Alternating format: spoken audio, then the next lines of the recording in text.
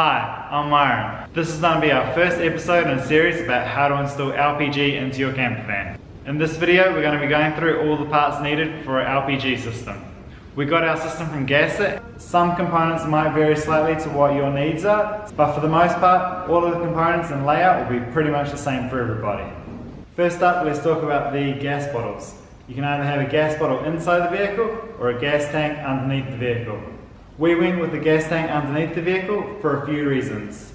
For one, it saves a lot of room inside the vehicle, and there's a lot more room underneath the vehicle, so you can probably install a larger tank. It's simpler and easier as you don't need to buy or make a sealed locker for the gas bottles. And we think it's safer because having the tank underneath the vehicle, if anything does leak, it'll all go underneath the vehicle and not inside.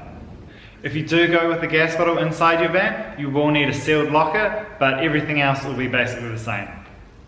When you do pick your gas tank, there are lots of different diameters and lengths that you can buy your gas tank in, and each one will hold a different amount of LPG. For reference, we bought a 30 litre tank.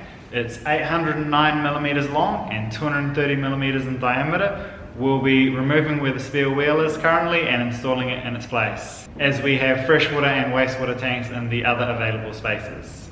You can either buy a manual or electronic tank. What this means is that there's a shut-off valve on the output of the tank, and that can either be shut off manually by turning a knob or electronically by having a switch inside the vehicle. We went with the electronic as it's a lot easier inside the vehicle to just flick a switch and the gas is turned off at the bottle. This is really important as you should only have the gas turned on when you're using it. The tank is the biggest choice you have to make, but now let's go through all the other components in the order that the gas flows through the system.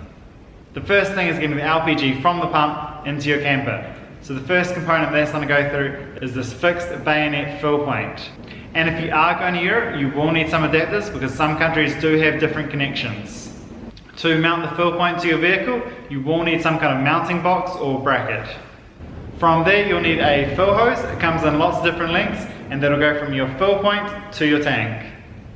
When you fill the tank, you'll only actually fill it up to 80% full. So our 30 litre tank will only actually hold 24 litres of LPG.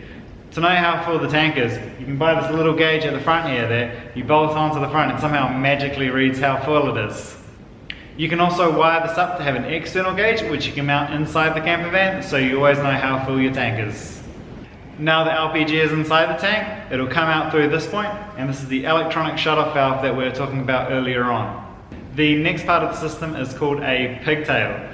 Because we have an electronic valve, we needed a copper one, which is basically just a copper pipe that's been flared out and then a nut put behind it to screw on.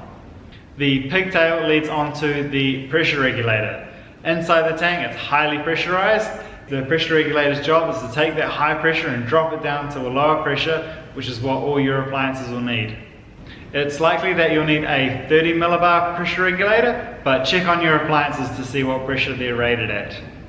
It then goes through this copper pipe. This copper pipe is actually covered in a rubber coating as well to stop any stone chips or anything from underneath the van damaging the copper pipes. If you were going with a portable cooker, then you could use a rubber hose. But for a fixed unit, you need to use copper. The gas then flows through an isolating switch, which you can turn to stop the gas from flowing through, and you'll need one of these for each appliance you have. And you want to make sure that this is easy to access. You'll then have another piece of the 8mm copper tube running out from this isolating valve to an 8mm joiner, which will then connect to your oven, gas burner, heater, or whatever you're attaching it to. And according to the manufacturers, you're not supposed to use any PTFE tape or gas joining compound on any of these joints. There are a few extra things that you will need, such as an LPG sticker for the outside of the van, protective rubberized coating for the outside of the gas tank, wiring if you do have an electric valve to run up inside the vehicle to your switch, a leak detection spray to make sure that there's no leaks on any of the joints, hole saws for drilling the fill box, floor vents for any appliances that you'll be having, and mounting bolts to mount the tank to your vehicle. Some of these little rubberized brackets to hold the 8mm tube in place, a tube cutter, and a CO2, a smoke, and an LPG alarms are really good things to have. All the links will be below for all the parts that we bought. So this is the first video in the series, and this video just covered what all the parts do and what order they all go in. Check out our next video to see how these parts get installed on the van.